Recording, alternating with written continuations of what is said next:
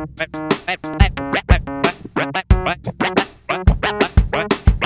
vēlies būt vairāk kā citi, tu vari kļūt par vairāk. Saņemies, rīkojies, tev viss izdosies. Vairāk kā citi.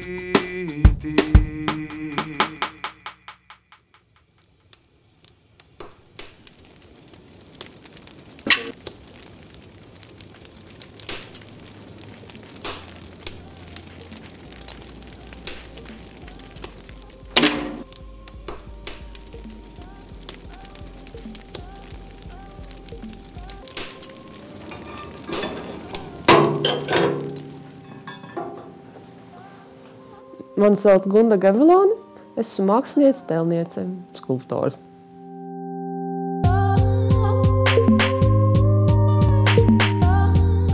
Es darbojos ar tēlniecību, ar skulptūru. Pamatā es strādāju radoši. Man ir ļoti dažādi radoši uzdevumi, kas man katru dienu ir jāpaveic. Es vienlaicīgi dodos uz Mākslas akadēmiju, studēju savu to nozari, tēlniecību akadēmisko.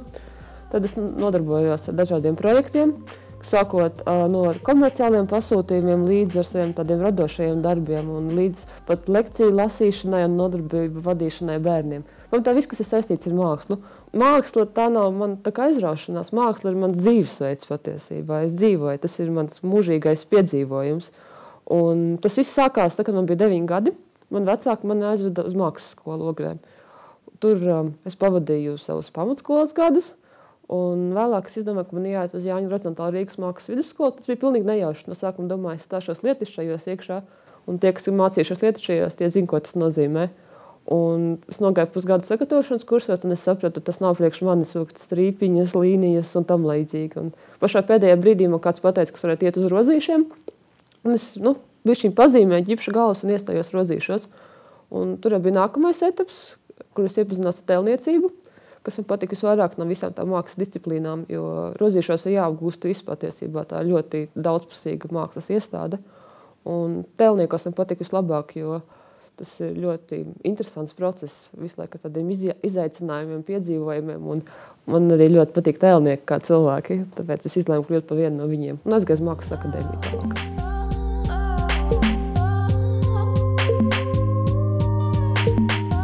Jo es jau varu sadomāties, nezinu ko, tur sacelt gaisa pilas, man būs tāda māksla vai tāda, bet, kad tas reāli dzīvē jāuztais un kad tu pēkšņi jūti, ka māls tev rokās vienkārši ir tā kā māla pika un tu neko nevar izdarīt, tad tu saproti, tas tavs domas patiesībā nav nekā vērtas vai kaut kādu tādu pamatu. Tev tas ir jāmāk, ir vienkārši daudz jāstrādā un jāmācās. Un akadēmija dod tādu iespēju. Tev ir modelis, tev ir kursabiedri, kas ir gatavi sadarboties un jūs kopā varat meklēt atbildes uz jautājumiem, kā kaut ko tādu izdarīt. Un arī pasniedzēji Latvijā viena no labākajiem tēlniekiem, kas arī labi ir skolotāji, un viņi tevi konsultē visu laiku. Tā kā, es uzskatu, tas bija pareizi, kas gāja uz akadēmiju. Man patiesībā nebija citas iespējas, jo es vēlos darīt to, pašlaik, ar ko es nodarbojos. Tēlniecība kā mākslas veids priekš manis, man liekas, tas ir pārāks veids pa visiem citiem, ja es tā varētu izteikties, lai piedod mani kolēģi, grafiķi, video mākslinieki un pārējiem. Jo tēlniecība ir viss faktiski. Tā ir 3-dimensija pasaule, kas mums ir apkārt, tā ir forma. Un, ja labi grib, arī video var padarīt par tēlniecību. Un man patīk klasiskā tēlniecība, es daudz esmu studējusi formu, man tas interesē, un es par to domāju, kā to labāk padarīt. Man arī patīk meklēt jaunus ceļus mākslā. Un es bieži vien apvienoju tēlniecību ar glezniecību, tēlniecību ar video, tēlniecību ar krāsu mākslu vai kaut ko tam līdzīgu. Man faktiski tikai raksturīga tāda daudzpusība. Un, tēlniecība tas ir tas, ar ko es nodarbojos. Un man tā ir profesija, man tas ir maizes darbs, man tas ir piedzīvojums, un man tie ir cilvēki apkārt, jo pamatā es kontaktējos ar tēlniekiem visvairāk. Kur es smeļos iedvesmu? Tas ir interesants jautājums, kad tādu uzdod māksliniekam. Faktiski visur. Nav tā, kad es kaut ko nosapņēju. Pamatā man darbi bieži vien par kaut kādām vai no sociālām tēmām, vai kaut ko tam līdzīgi, vai arī es izdeju uz tīro formas pētniecības, tādu abstrakto mākslu. Un, ja tas ir par sociālām tēmām, tad es eju pa ielu, es redzu, piemēram, kā tur vīrs bļauj uz sievieti un tam līdzīgi, un tad man iekšā pamos tās feministiskais kaut kāds protests, un tad es uzveidoju sievieti stipru, tur māti dzimteni vai māti kaut kādu tādu, vai arī vai kaut kādi intīmāki brīži. Es vēlos to attēlot. Tas ir viens, kad es pieeju tīri no tāda saturiskā viedokļa, un iedvesmā abstraktākām formām tur atkal nāk kaut kas, to ir grūtāk paskaidrot, tas nāk no iekšienes, tas kaut kāds emocionālais stāvoklis, kur es vēlos parādīt formātā. Es varētu uzrakstīt prózu, dzējo kaut ko tādu, bet es nebūtu tas zaudētu savu to metafizisko sajūtu, un labāk es to mēģinu parādīt kaut kādā formā, tieši meklējot ar rokām. Tas ir interesanti tēlniekiem, cik esmu runājis, bieži vien, ka viņiem ir kaut kāda tāda sajūta, viņi jūt to nevis galvā vai sirdī, bet to var just pirkstos. Un tev tu jūti kāda tā pareizā sajūta, un to formu dzen uz priekšu, vai tur veidojot, vai varbūt pat metinot, vai kaļot, vienkārši kamēr tu jūti, kad plaukstu, jā, tas ir tas identiskais, tas, kas ir iegūts, tā materiālā forma ir identiska tavai tai garīgajai iecerei. Tā es varētu definēt to savus iedvesmas gūšanas ceļus. Tas tā ļoti dažādi. Kā jau es teicu, māksla tā ir dzīve, un tas viss savijās savstarpēji visu laiku kopā. Un es pat nevaru nodalīt, kurā brīdī kaut kas sākās un kurā brīdī kaut kas beidzās. Visu laiku tā kā turpinās un turpinās. No sākuma, kad man rodās ideja, un es vēlos to pārvērst tālāk materiālā, jo ir ļoti jāšķiro, kuras idejas tiešām ir tā vērtas, jo tēlniecība ir smags process un negribās sev tā vienkārši patērēt savu laiku kaut kādiem niekiem.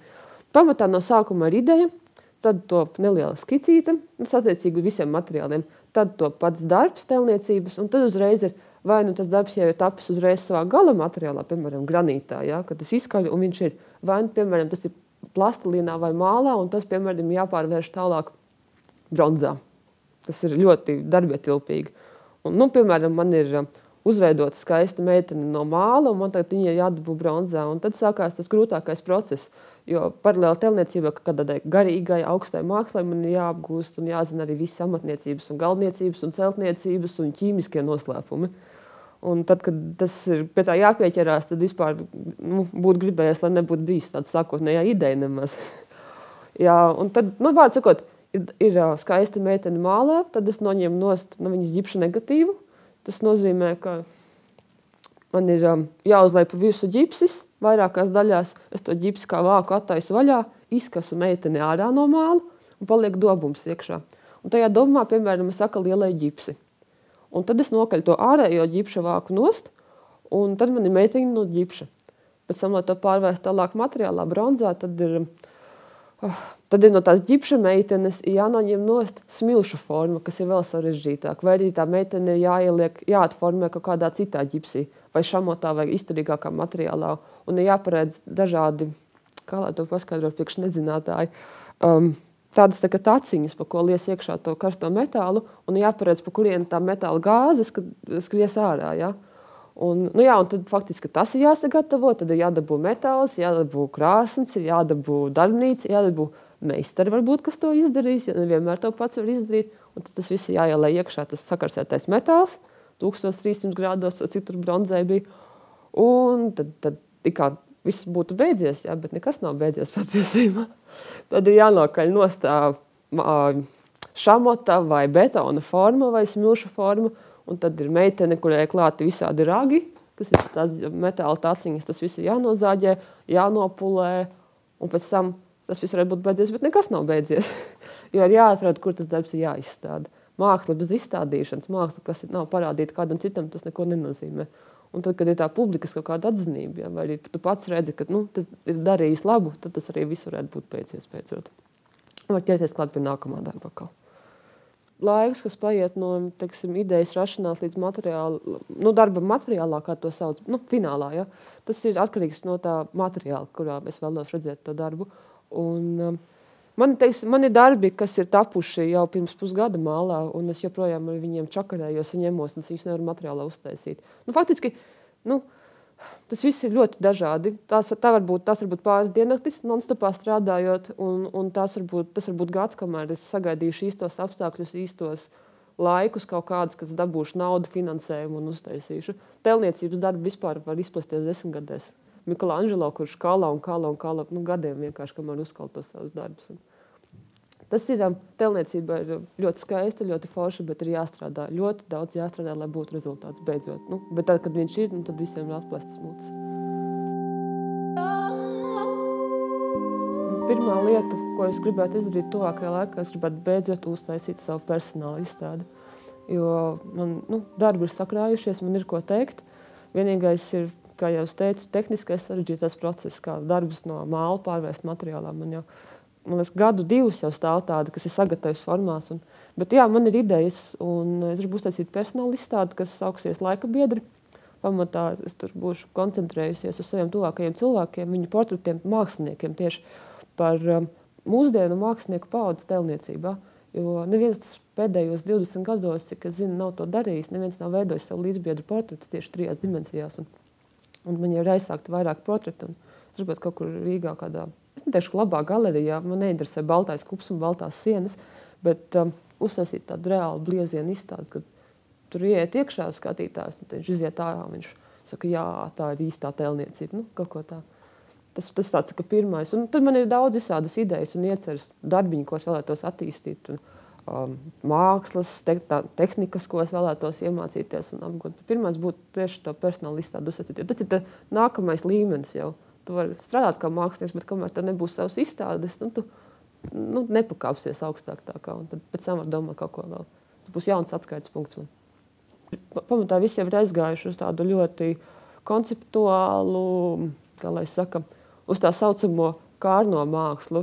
Ja Latvijā raksturīga treknā māksla, mēs strādājam ar formu tieši un formā ieliekam to savu emocionālo domu, tad rietumos jau vairāk cilvēki, vismaz pēdējos 20 gados ir strādājuši tieši ar tādu domāšanas mākslu, ka tā forma nav svarīga, bet, ko es varu teikt, tā tendence ir tāda, ka pamazām tas atkal atgriežās atpakaļ, un tad rietumnieki meklē iespējas izglītoties šeit Latvijā patiesībā.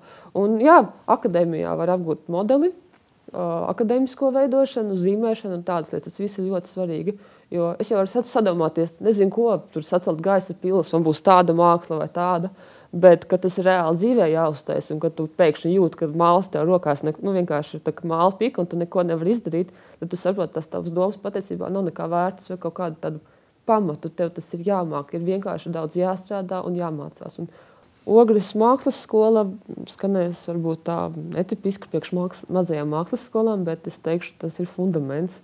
Es esmu bijis arī citās mākslas skolās un nezinu, kāda ir situācija Latvijā, bet tas, kas notiek Ogrē, ja jūs man skatāties, jaunie mazie skatītāji, klausieties to, ko jums stāsta pasniedzēji, jo viņi stāsta arī tādas lietas, ko nestāsta augstākajā mācību iestādē.